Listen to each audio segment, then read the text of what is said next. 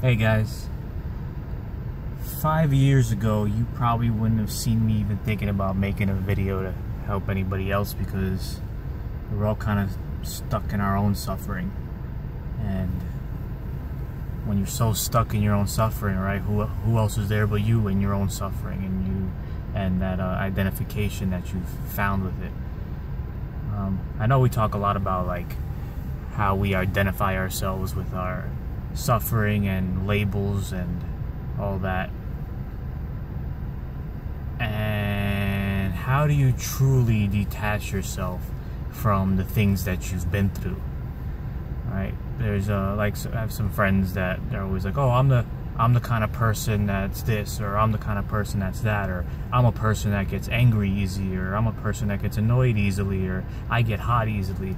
And what you do when you say that, you literally create that reality for yourself, and you identify yourself with that reality that you've created. And when it comes a time that you need to be stronger than that situation that you're going through, it's kind of hard to detach yourself from it because you found such an identification with that version of yourself that you've labeled yourself as. And we see a lot of things, like even like, I don't know if you guys seen Jim Carrey recently. Everybody's like, oh, he's trolling, or yeah, he sounds crazy, or who knows what happened to him. But he's going through what a lot of us are going through, but don't really know how to express it, right? And that's disidentifying with those things that you've called yourself all those years, right? What your ego has attached itself to survive, has attached its identity to survive. And an example was, if you guys read Power of Now, which I highly recommend, Eckhart Tolle, in the beginning he talks about his suffering that he's gone through, and there's mornings where he's woke up in so much suffering and in so much pain that he literally said, how I cannot live with myself anymore. And as he said that, he had this profound experience within himself that the I and myself that he cannot live with, are they two different people? And why can't the I within myself live with myself? You follow along with what I'm getting at. And when he did that, he found that profound realization to where he realized that the I that cannot live with himself, then he should start to change the self that he cannot live with, right? And who is the I within the self before it starts saying I am this, I am that? There is just the I am, right? The I am that is more powerful than the ego that attaches itself to the worldly desires and the worldly things that we're a part of, right? It probably sounds familiar to like the I am that Jesus spoke about, the I am that is in the beginning and the end, right? The I am that is before anything that we attach ourselves to. It's the I am that cannot be destroyed, right? That infinite part of your consciousness.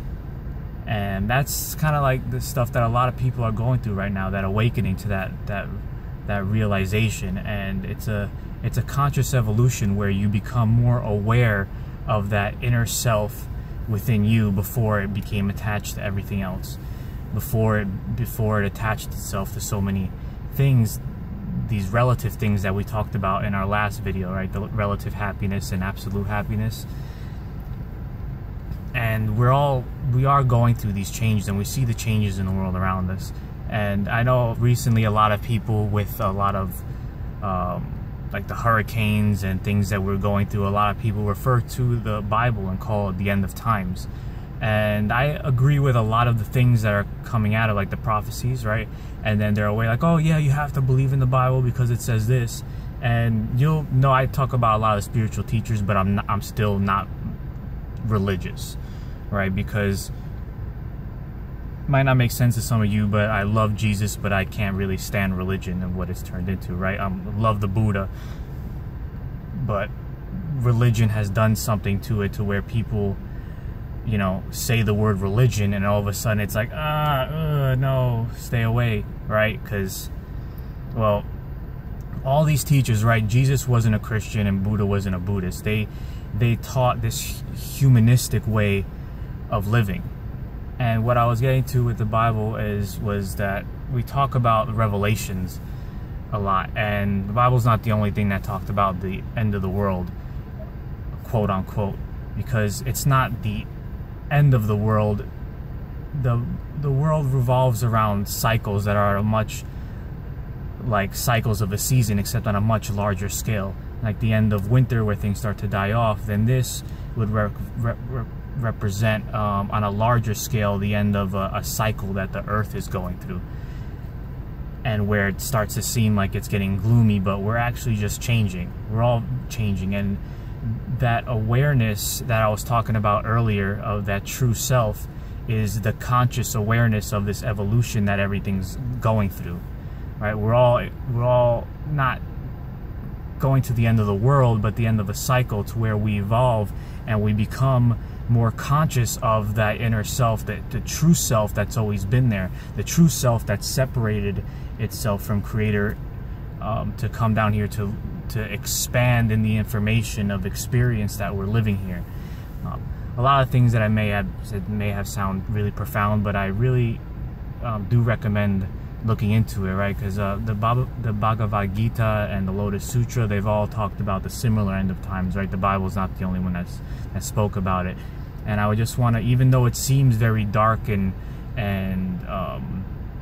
very doomsday-like, it's not. Okay, you guys are we're evidently going to evolve into something more beautiful than you could even imagine.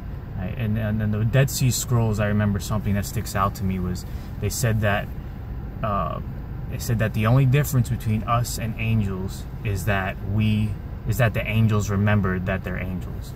And I think that that's the conscious cycle of evolution that we're getting on, to where the ones that were previously here continue to go on that cycle of evolution through consciousness and through self-awareness. I'm gonna end that on a note here. I'm about to go to work, so I would love for everybody to take advantage of your suffering, embrace it, know that it's there to make you stronger. It's like the process of compressing coal into a diamond, right? There's so many parables and metaphors that you could look into, to where our suffering, like the alchemist, right? We're turning lead to gold, and that's what you're doing with your suffering. You're transcending it from suffering into enlightenment, right? And that's why the Buddha's term was very simple and beautiful. He said what enlightenment was. He just said enlightenment was the end of suffering. And he said it that way so you wouldn't be able to attach yourself to the definition of what enlightenment is and then go seek that, right? Because everybody's experience is going to be different. Everybody's experience is going to be knowing themselves, right? How Jesus said, know thyself. And that is the way to really, truly know God and what is going on in the world.